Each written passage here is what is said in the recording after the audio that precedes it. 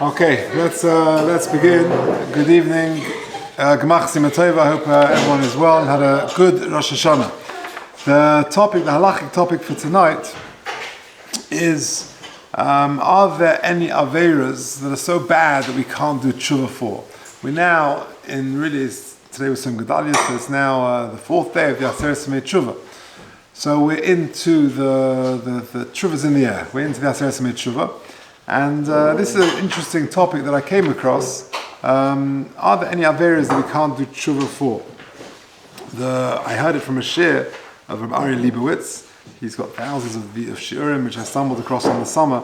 And so a lot of the Maramakomas are from there.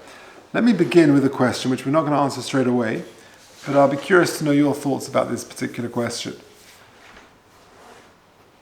There was a case, and when you think, are there any Aveiros that you can't do Teshuva for? What is the worst Aveira, perhaps, that would come across your mind that you think, perhaps I can't do Teshuva for that?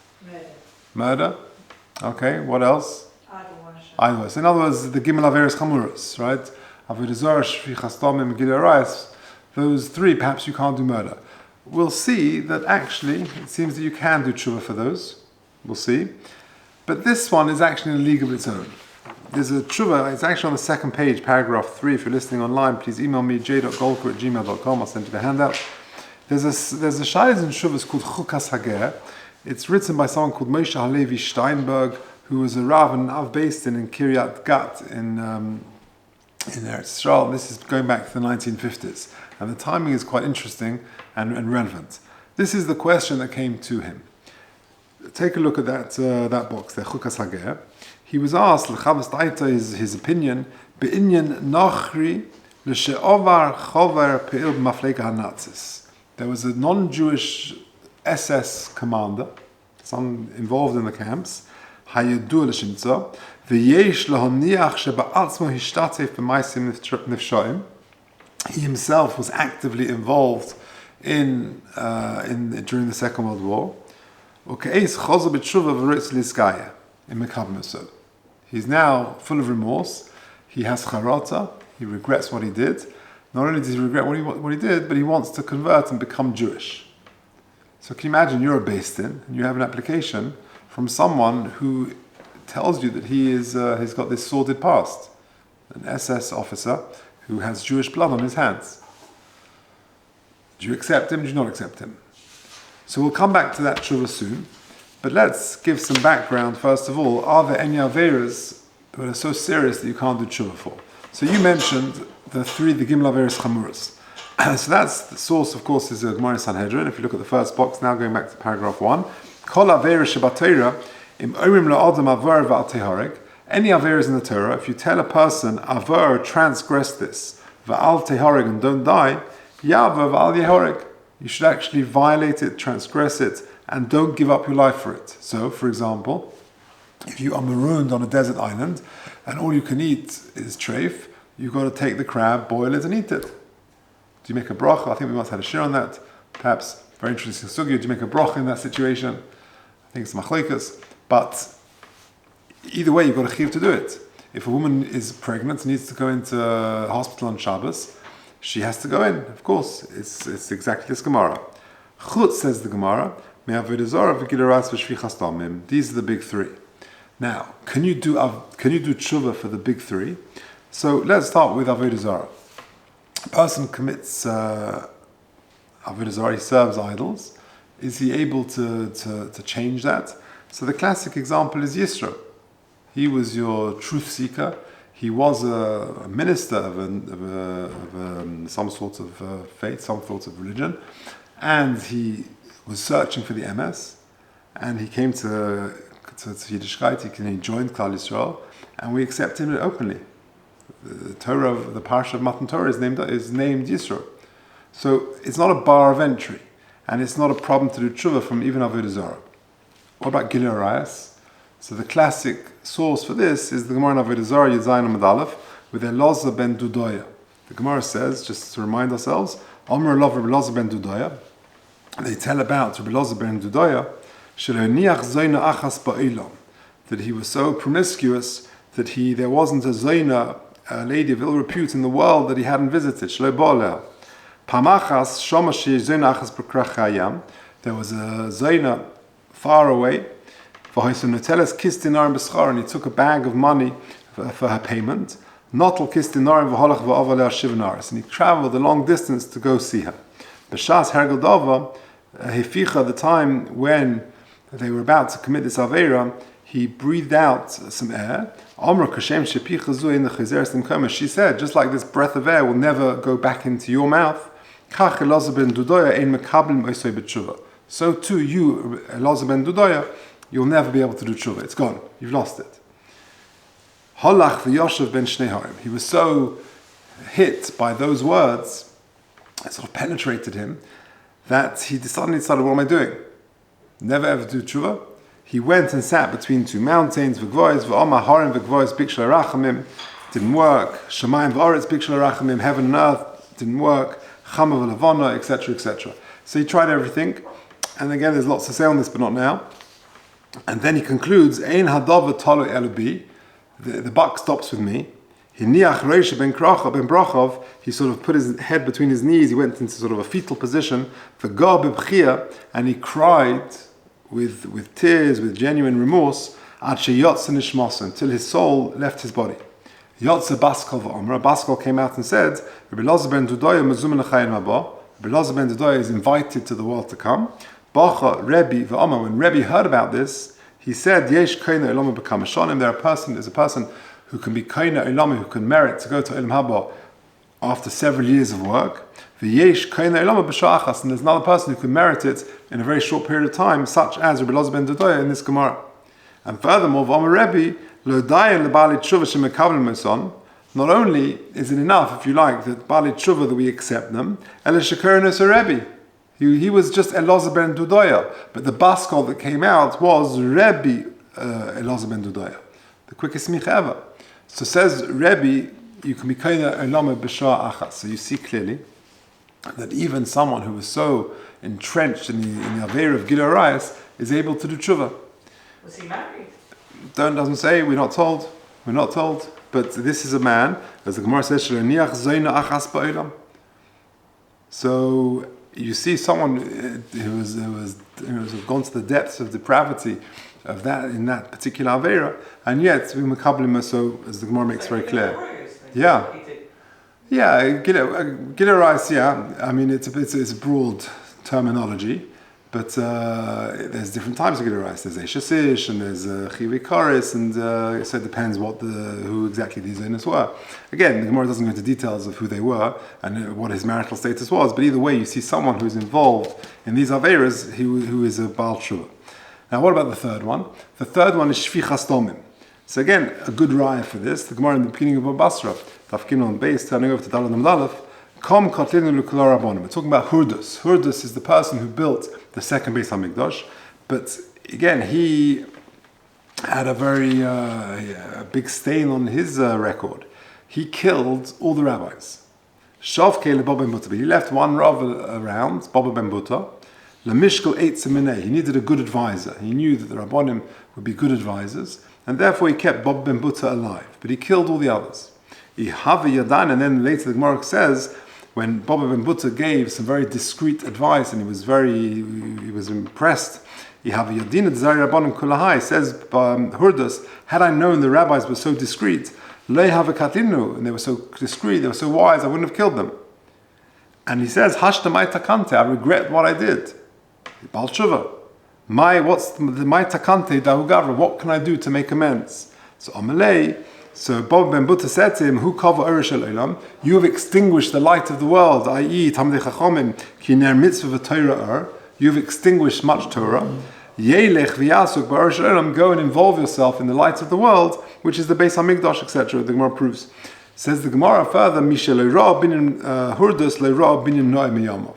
Anyone who didn't see the temple of Hurdus has never seen a beautiful building. The Gemara there describes exactly what was so beautiful. Just by the way, Lahavdil Elef Havdalas, when you go past, I think it's the Natural History Museum in town around, and they have layers of building. There's brick, there's gold. I always think of this Gemara. Because the Gemara describes Binyan Hurdas, and it describes it as layers, as gold, and as like waves of a sea, and it's a funny thing. It's not dissimilar, and it's a very impressive building. Okay, it's like lahavdil $1,000. But either way, lo'irah binyan no'eh miyama. But either way, what you see from here is when it comes to shvichas domim, again you can do tshuva. So for these three aveiros, seemingly it's possible to do tshuva. Now, if you can do tshuva for these three aveiros, then all aveiros you can do tshuva for. The Rambam, however, in Perek Daled of Hilchos Tshuva, he lists 24 aveiros, which he says are very difficult to do tshuva for. And let's go through them because it's an interesting list. Says the Rambam in Hilchos Tshuva, Perek Daled Halacha Aleph. Arba ve'esrim dvarim ma'akvines hatshuva. There are 24 actions, aveiros, that are impediments to doing tshuva. Arba mehen oven gadol, and he goes through them. Now, I've categorized them in 5 different categories. This is Rabbi Leibowitz's categorization, a very good categorization. The first 4, they're just too severe. Machaties harabim, that a person causes other people to do aveiros. Mateh chaver mederech tova lederech ra'ah. He diverts a person from a good path to a bad one. Ra'eh b'nei betarbus ra'ah, that a person sees his son go off on the wrong path, ve'ena mismemache b'yodeh, and he doesn't protest. He's got the ability to do something about it, and he just doesn't for whatever reason. And then really anyone in a position of influence. And so further also, ha'ome echete ve'oshuv. Someone says, I'm going to do tshuva. I've got a few days till Yom Kippur still. I'll do lots of aveiros, and then I'll do tshuva. So in those situations, they're all too severe that you've caused too much damage. In the case of ha'ome echete ve'oshuv, the problem there is that you've blown it. You can't say that I'm going to do tshuva and do this aveira. You've missed the opportunity. You can't use tshuva in that way. It's not your get out of jail card. So that's the first category. The second category, you put yourself, the aveira is where you put yourself in a position where doing tshuva is very hard. You're sort of resisting any form of inspiration. So that, for example, porish minat tzibur. So if a person gets up and moves to a far-out community, away from all, any semblance of Yiddishkeit, so it's very hard. What's going to be with davening? What's going to be with learning? What's going to be with kashrus? With 1,000 things. So it's very hard to your perish minat tzibur. You totally break away from the tzibur. Or chelek al divrei chachomim. When you disconnect from rabbonim and you argue with them, you make your own sort of pathway. Malig ala mitzvahs. You scoff against mitzvahs. Mavazir abosav, or you disgrace your rabbonim. Soines hateichachofus, and you hate reproof. The Gemara says, the Mesilas Yesharim says, that in days of old, when you do battle, they would have these sort of leather shields. And before you went into battle, you would take some oil and you would smear it on the shield, and when an arrow would come your way, it would just sort of just slip off. So he says that so too you can have someone who is soines hateichachos, he hates rebuke, and he just with a joke, with something, he can just kill a whole drasha. And you see it sometimes in school. In other places, you see it that you put all your koiches in, you build up, and you say, and you come to your punchline and one joke can just kill the whole thing. And one has to be careful. So sones hateichachos. Now that can manifest itself in when you come back on Shabbos lunch, you're dissecting the Rav's drasha, and he was trying to make a point, to give teichacha, and you can, that's how it goes. So one has to be very careful with that. So that's the second category. A person does aveiros, where you put yourself in a position where you won't be able to do tshuva. The third one is interesting because it becomes the way you operate. It becomes a modus operandi. It's addictive behavior. Rechilos lashon hara. It's just the way you speak. It's just gossiping. It's the way you act, and it becomes almost just your nature. So it's very hard to get rid of that. Baal chema, a person who is full of anger. So that's again, it's a personality trait which you have to overcome. But without doing major work on it, it's very hard to overcome it. Baal machshava ra, again, it almost becomes addictive. A person has inappropriate thoughts, and mischaber l'rasha, a person is connected to wicked people. So it's a lifestyle which is the problem. The fourth one is the opposite, if you like, or the opposite to category number one, that you take these things too lightly, that you're not going to do tshuva. So for example, the first one is that you eat from a meal where there isn't enough food for the owners. So I'll give you an example. In yeshiva, you're eating with a young kollel family who may not have enough for their own family, and you force an invitation on for yourself on them. When they haven't quite got enough to go around, they feel bad to say no, and you're sitting there eating, and you think, what am I doing already? And sometimes, yeshiva could be oblivious to their sort of financial situation. It's a problem. But you think, what have I done? The guy wouldn't think twice about, if he's got sensitivity and he opens his eyes and he sees, then hopefully he'll see. But if they invite you, that's one thing. Right? If they're willing to share, then it's a different story. But if they're not, and it's difficult and they just feel uncomfortable to say no, that's a problem. A person, you lend someone money, and you take a security, and you're using that pledge, that security, and you think, what have I done? So again, if you're in a situation where you're not allowed to use it, that's a problem. Mistakel ba'orayas, a person is looking at orayas, it's immorality. Again, he's thinking, I'm not involved in a maisa avera, what have I done already? And a person can say, hey, it's not a big deal. He takes that too lightly to do tshuva for it.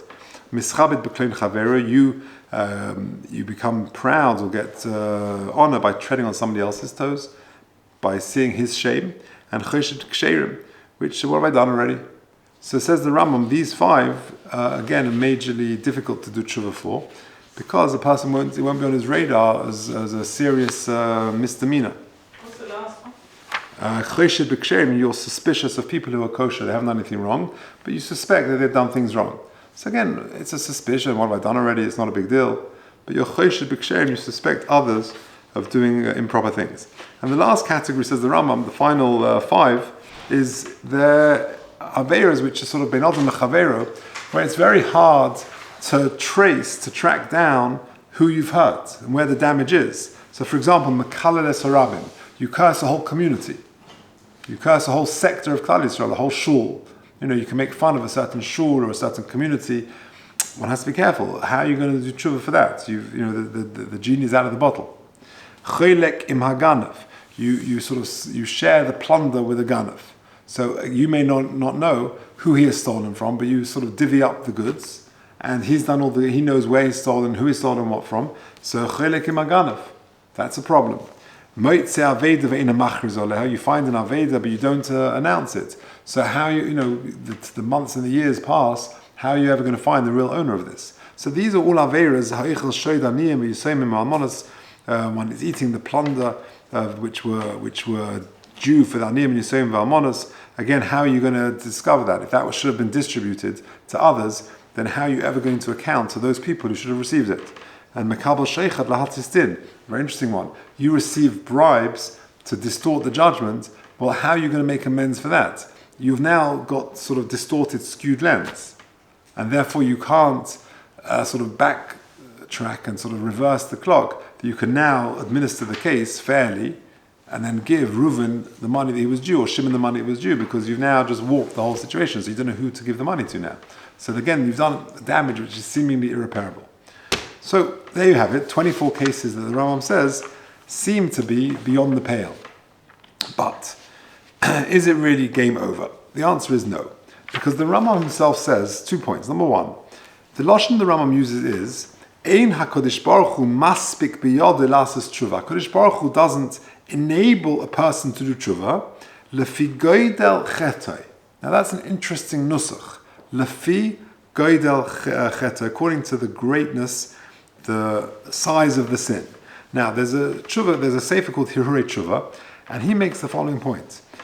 Why does the Rambam say lefi goydel chetoi v'loi mipnei goydel chetoi? Why lefi goydel chetoi? It shouldn't have said mipnei goydel chetoi, because of the greatness of his sin. That's why it's a barrier. Why lefi? So he says nitin lefarish. Perhaps you can explain. Sha'omna maspikim biyod elasis tshuva. We do enable the person to do tshuva.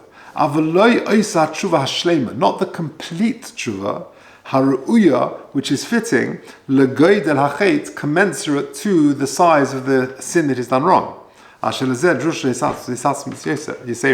Because for that you need a huge amount of effort. So, in other words, it's not that it's impossible.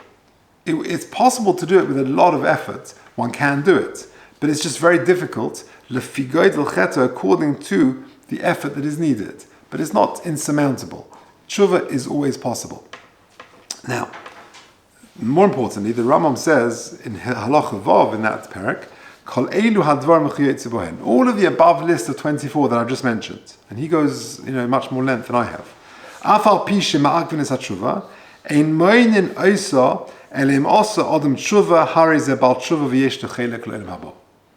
That there is nothing which is an impediment to tshuva. All of the above 24, if a person is focused and determined, then he can do tshuva, and he is considered a bal tshuva, and he will get a chelik in olim haba. So we've seen that not only for the 24 things which the Rambam says are very difficult to do tshuva for, it's possible to do tshuva for them, but even the Gimel Aveiros Chamuros. Now, there could be one exception of Chil Hashem. The Rambam elsewhere, I haven't brought this on the sheet, says Chil Hashem is in a league of its own, and that is treated differently. But it seems to be that, aside from that, the one can do tshuva for almost everything.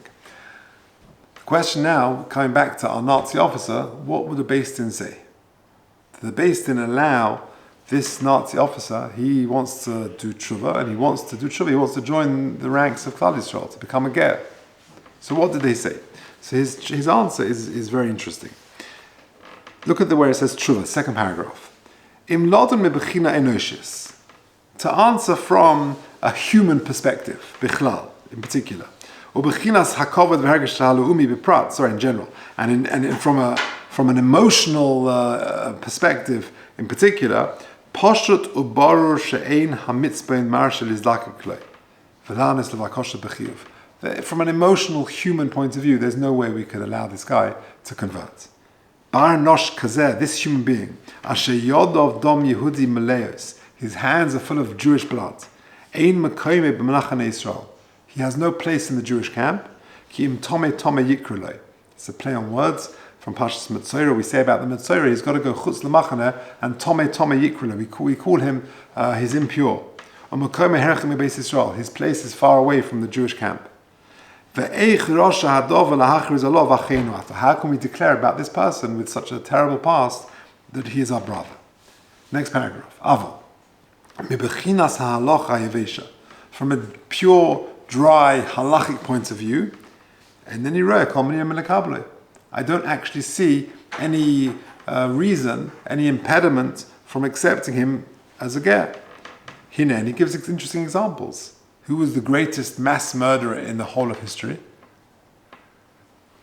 It was actually Cain, right? He killed 25% of mankind, right? So says the Chukas Hager, Hine Cain haritzeach harishon. He was the first ever murderer, but told us Hoanishis in human history. Omer lefi hamedrash. It says in the Medrash, Osisi tshuva v'nis pasharti. I did tshuva and I was forgiven. And then he goes on other examples with Eov, etc., etc. So he brings proofs that, and even Nuvuzradon, and Lochein, final paragraph, im beis hadin meshuchnahu hamischaret becharota gemura. If they are confident that he is absolutely genuine, that chaz b'tshuva shleima misametz bekavonos likonis lachas kanafei hashchina for the right reasons, v'lo misater says in a kavonos shalano, no other personal benefits or position, whatever it may be, then there's no reason for it to say no to him from a halachic point of view. So it's a very strange case, and I think one has to understand the times in which it was written. In the 19th, now we're nearly 80 years on. So, perhaps our sensitivities are dulled, sadly. But in the 1950s, where there were tens, if not hundreds of thousands of Yidden who were survivors living in Eretz Yisrael, when it was still so raw that people couldn't even talk about it, when this question comes to Beis Din, and he says, I can understand from an emotional, human point of view, it's very difficult to say yes. But from a pure halachic point of view, there's no impediment, so long as we know he's genuine. So, as tragic and as sad as that case is, I think it's a chizuk that whatever we do, there are opportunities to do tshuva, even the 24 of the list of the Rambam, and even the Gimel Aveiros Chamuros. Let me just end this with an amazing idea.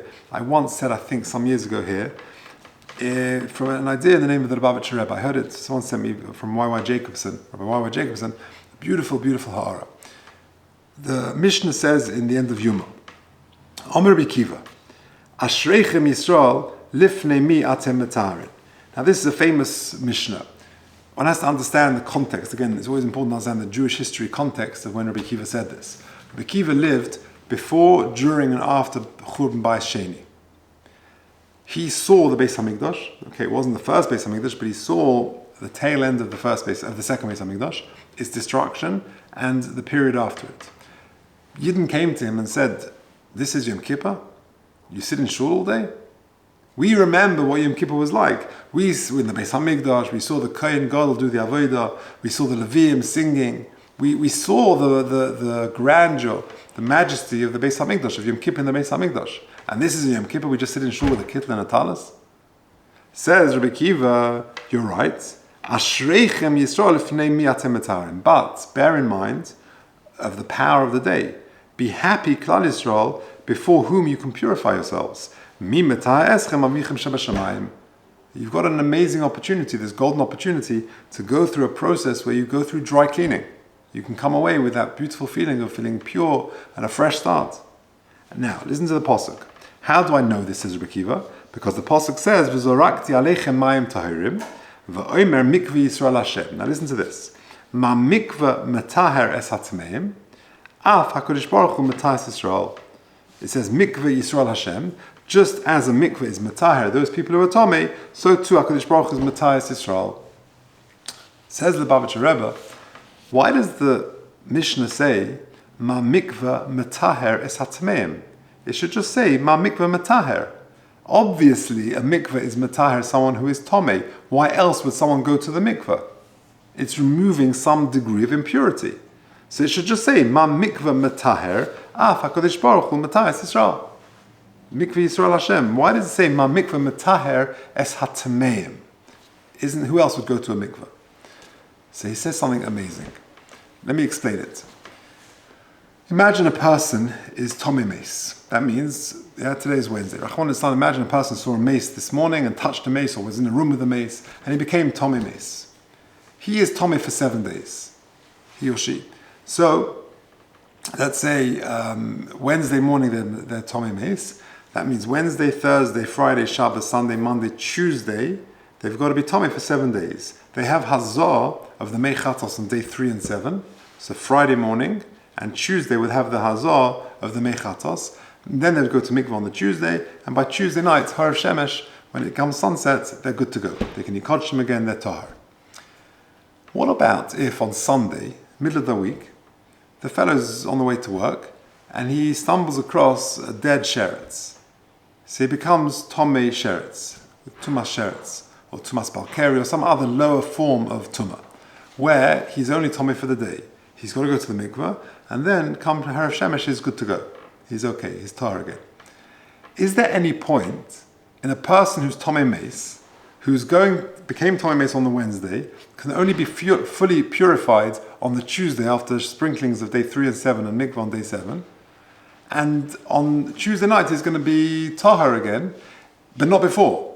So is there any point in that person, if he also became tomei l'tumah sheretz, he touched a sheretz on the Sunday, for example, is there any point in him going to the mikvah on the Sunday to remove the tumas sheretz? He's still tomei tumas meis. Says the Lubavitcher Rebbe, ma mikveh metaher es hatameim. It's talking about that individual.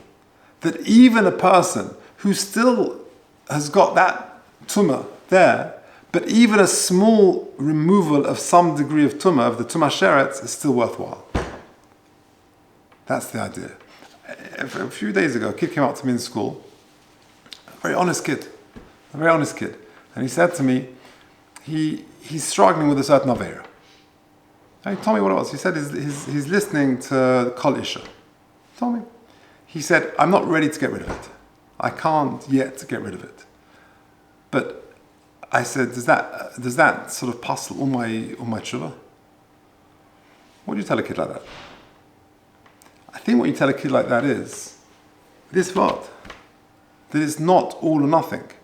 That it's possible to whatever degree of tshuva you can do. Of course, I'm not condoning listening to Kol Isha. And I understand that. I'm not condoning it. And I'll say there'll be a time when you'll work on it, and if you're not ready for it now, and it's beyond you now, then you'll work on it and you'll aim to work on it. I'm not condoning it. But you can't throw the baby out with the bathwater. And that's exactly what we're saying over here. Ma mikveh mataris hatameim, that it's kedai to go to the mikveh to get rid of the tumas sheretz, even though there's still the tumas meitz, which is lingering and is going to take a little bit longer to remove. And I think that's a very important perspective when it comes to Yom Kippur. That, if we latch on to things which are too big and too beyond us and too massive, and that perspective is all or nothing, it's just not true. Any small step, any advance is already considered very, very beneficial. I think that's an important perspective as we approach Shabbos Shuvah and Yom Kippur. So are there any Aveiros that we can't do Tshuva for? Well, seemingly, maybe Chil Hashem could be different. But aside from that, even the Gimel Aveiros Chamuros, Avodah Gimel Aveiros and Shvichas Damim, and even the famous list of the 24 of the Rambam in Perek Dalet Hilchos Tshuva, even those, and even this Nazi officer, from a halachic perspective, it would be okay to accept his genuine tshuva, if it was genuine, and to accept him to the realm and the ranks of Klal Yisrael. Because that's the idea. Mam mikveh metah tmeim, af HaKadosh Baruch Hu metah es Yisrael. To do tshuva gemura and to have a gemar chasim.